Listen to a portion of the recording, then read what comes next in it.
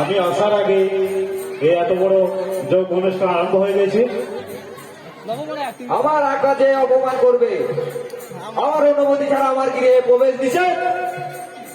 ঠিক আছে পিতাশ্রী, আমাকে না হয় বললেন না, কিন্তু যিনি এই জগতের স্বামী, তিনি মহাদেব, তিনি দেবাদিদেব মহাদেব, তাকেও তো আমন্ত্রণ করতে পারতেন।